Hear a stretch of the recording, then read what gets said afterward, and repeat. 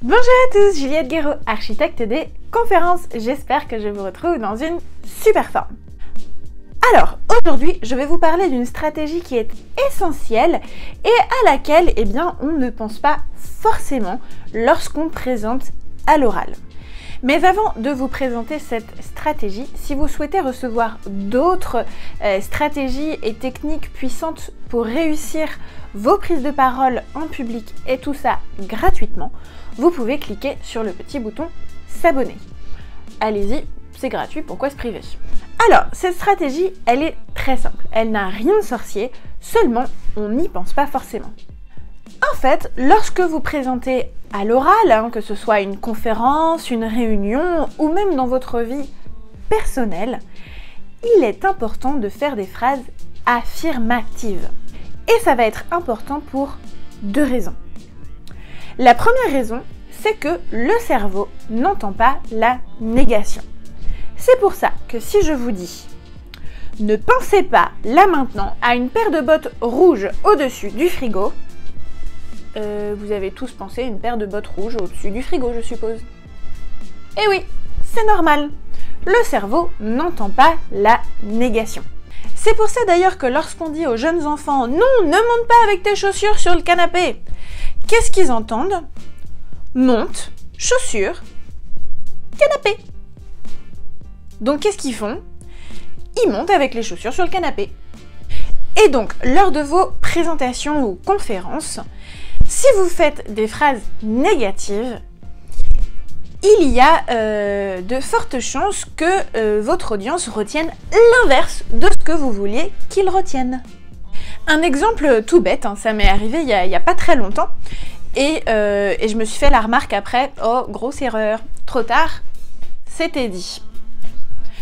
Dans ma famille, tout le monde sait que j'adore le thé. Je suis une grosse buveuse de thé. Je pense que dans une ancienne vie, j'étais british. Il n'y a pas de doute là-dessus. Enfin bref. Du coup, un membre de ma famille, pour me faire plaisir, à Noël, en fait, m'achète toujours du thé. Donc j'adore ça, c'est chouette. Elle m'a demandé ce que j'aimais comme thé. Pour changer chaque année, elle m'achète un nouveau thé.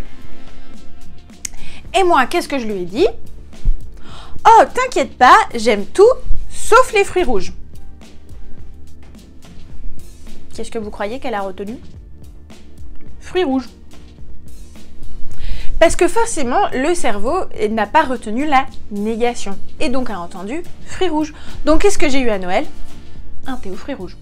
Bon, il s'avère qu'en fait, il est délicieux, donc tant mieux. C'est moi-même qui m'étais finalement trompée sur mes goûts. Il y a des thés aux fruits rouges, visiblement, que j'aime. Mais tout ça pour vous dire que c'est un peu ballot quand même.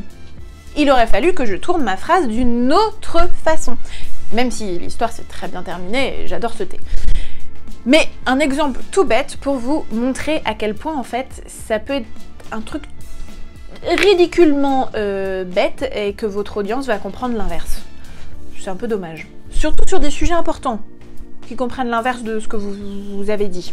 Enfin bref, du coup, pour que votre message soit clair, faites des phrases affirmatives.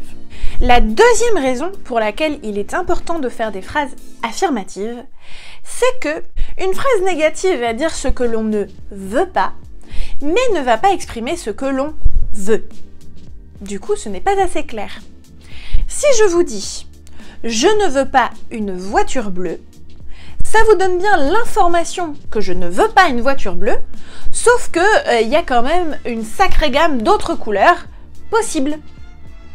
Alors que si je vous dis « Je veux une voiture rouge », là, il n'y a pas de doute sur la question, c'est bien une voiture rouge. C'est pas une bleue, c'est pas une blanche, c'est pas une noire, c'est pas une verte. C'est rouge.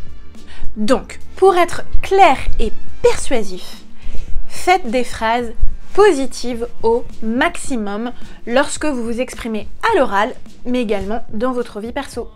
Réfléchissez à ça la prochaine fois que vous préparerez vos présentations.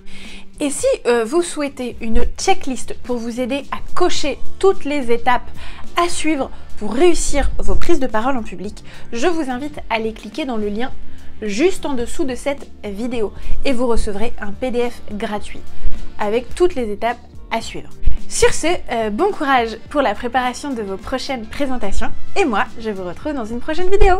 À bientôt, ciao ciao!